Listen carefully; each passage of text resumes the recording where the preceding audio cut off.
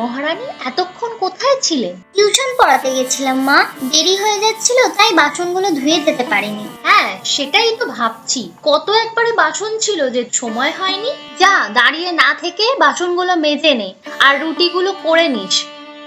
আজ এত দেরি হলো তোমার? ফেরার সময় দীপার ওই কলেজের এক স্যারের সাথে দেখা হলো, কথা বলতে গিয়ে দেরি হয়ে গেল। তা দীপা কোথায় গেল? যাবে আর কোথায়, রান্নাঘরে। ওকে বাসন মাজতে বলেছি আর রুটিগুলো করে নিতে বলেছি। কেন, ও রুটি করছে কেন? রুটিটা তো তুমিও করতে পারতে। ও তো সারাদিন টিউশন করে এই সন্ধেবেলা ফিরলো, ওর তো একটু পড়ার টাইম দিতে হবে। আর তাছাড়া আমার দীপার মতো মেয়েই হয় না, অত ভালো স্টুডেন্ট, তাকে তো একটু পড়ার টাইমও দিতে হবে। ওর স্বপ্নগুলো না হলে কিভাবে পূরণ হবে? সারাক্ষণ তুমি মেয়ে মেয়ে করো, আমার কষ্টটা একটু বোঝো না? বিয়ে হলে শ্বশুর বাড়ি গেলে তো ওকে এইসব কাজই করতে হবে। তো মেয়ে স্যার কি বললো, নালিশ করলো? না না, কত প্রশংসা করলো আমাদের মেয়ের। এবার রেজাল্ট খুব ভালো করেছে, তাই দীপা স্কলারশিপ পাবে শুনে বাবা হয়ে বুকটা গর্বে ভরে গেল। বাহ, শুনে তো আমারও ভালো লাগলো, কিন্তু মেয়েটার তো বিয়ে দিতে হবে। সারাদিন শুধু টিউশন পড়ালে আর পড়াশোনা নিয়ে থাকলে হবে? মেয়েটার বিয়ের কথা কিছু ভেবেছো? সে খেয়াল আছে আমার। আর আমাদের ছেলের কথা ভাবো, ওকে তো একটু ভালো করে মানুষ করতে হবে। ছেলের জন্য আর আলাদা করে কি ভাববো? আমার কাছে ছেলে মেয়ে দুই সমান, ওরা দুজনে ভালো থাকলেই আমরাও ভালো থাকবো। আরে তুমি চুপ করো তো, ছেলে আর মেয়ে দুই সমান হলো? মেয়ে দুদিন পরে পরের বাড়ি চলে যাবে, আর ছেলে হলো সোনার আংটি, বয়সকালে আমাদের হাতের লাঠি। না না, আজকালকার দিনে এসব চিন্তাধারা আর করো না। এখন কে দেখবে কে দেখবে না সেটা নিয়ে ভাবা যায় না। আর তাছাড়াও দীপা তো আমাদের সংসারের জন্য কত কি করে। আর আমার ছেলে বুঝি ফেলনা, ও বুঝি কিছুই করে না?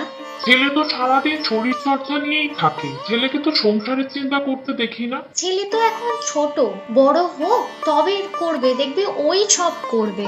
করলেই ভালো। ছেলেটার জন্য আলাদা করে যা কিছু আনি তা মেয়েকেও দিতে হয়। ভাগ দিতে হয় মানে? ছেলে মেয়ে দুটোই সমান, তুমি এরকম অবহেলা করো না মেয়েটাকে। এই আমাকেই দেখো না, আমি জন্মানোয় আমার বাবা মাথায় হাত পড়ে গিয়েছিল, কিভাবে বংশ রক্ষা হবে, কিভাবে আমাদের এত জায়গা জমি দেখাশোনা করবে। তারপর আমার ভাই হওয়ায় বাবার মুখে হাসি ফুটলো। দিনকাল পাল্টেছে, ওসব দিন আর নেই। আগেকার দিনের মানুষ বুঝতো না যে ছেলে মেয়ে উভয়ই সমান। যেমন ছেলেরা না থাকলে মেয়েদের দাম নেই, তেমনি মেয়েরা না থাকলে ছেলেদেরও দাম নেই, দুজনেই সমান। কখনোই সমান হয় না। রান্না বান্না ঘরের কাজ না জানলে সে মেয়ে যতই শিক্ষিত হোক তার কোনো দাম নেই, বুঝলে?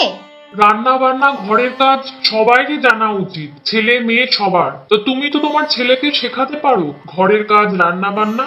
এই যখন আমি বাইরে বাইরে বেশিরভাগ থাকি, তখন তো আমাকে নিজেকেই রান্না করে খেতে হয়। কেউ বলতে পারে কার কখন কি পরিস্থিতি আসতে পারে? তাই সব কাজ সবার জানা দরকার, ছেলে মেয়ের কাজ বলে কোনো আলাদা কিছু নেই। খোকাকে কেন ঘরের কাজ শেখাবো? খোকা কি পরের বাড়ি যাবে?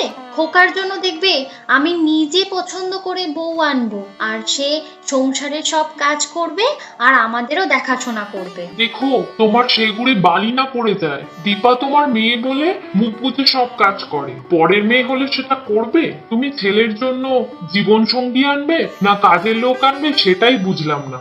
সে তোমার বুঝে লাভ নেই, যখন আনবো তখন দেখো। মেয়ের বিয়ের জন্য কি ভাবলে?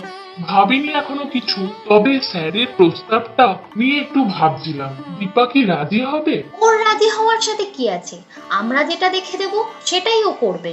বেশ, বিয়েটা তো দীপা করবে, ওর সম্মতি খুব প্রয়োজন। ও বাবা, স্যার একেবারে নিজের ছেলের কথাই বললেন।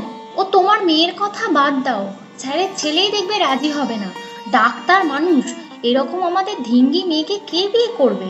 দেখি ওনাদের কি মত। মা, আজকে আমায় একটা মাছের পেটি দেবে? এই, তুই কি মাছের পেটি খাবি? দুটো মাছের পেটি আছে, একটা তোর বাবার জন্য আর একটা তোর ভাইয়ের জন্য। না মা, আমি মাছের পেটি খাবো না।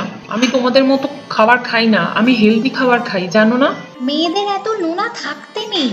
মা, ভাই তো খাবে না বললো, তাহলে আমায় একটা পেটি দাও না। এই, তুই চুপ কর, তোর জন্যই তো খাবে না বলছে, তুই তো খাবার আগেই চেয়ে বসেছিস। আচ্ছা, আমার ভাগেরটা দীপাকে দিয়ে দাও। এই, তুমি চুপ করো তো, আমি যাকে যা দেওয়ার দিয়ে দিয়েছি। আর তুমি কি বলবে বলেছিলে দীপাকে, বলো। কলেজে স্যার ওনার ছেলের সাথে তোর বিয়ে দিতে চায়। আমি কিন্তু রাজি আছি। এবার তোর মতামত জানতে চাই। মা, আমি আরো পড়তে চাই আর নিজে চাকরি করতে চাই, নিজের পায়ে দাঁড়াতে চাই। এতে যদি ওদের মত থাকে তাহলে আমার কোনো অসুবিধা নেই। বিয়ে করে সংসার করবে না, ঢ্যাং ঢ্যাং করে চাকরি করতে যাবে, একদম এসব কথা বলবি না। কি গো গিন্নি, কোথায় গেলে? শোনো শোনো, ভালো খবর। কি হলো? এর বিয়ের পাকা কথা বলে এলাম। ওরা দীপার সমস্ত প্রস্তাবে রাজি। আমি খুব খুশি। খুশি হব না? ওকে তো আমি বড় ভালোবাসি, মুখে যাই বলি। আমার শুধু ভয় হতো বিয়ের পরে শ্বশুর বাড়ি গিয়ে যাতে আমার মতো গঞ্জনার শিকার না হয়। সে আমি জানি। ও চলে গেলে সবচেয়ে বেশি কষ্ট তুমি পাবে।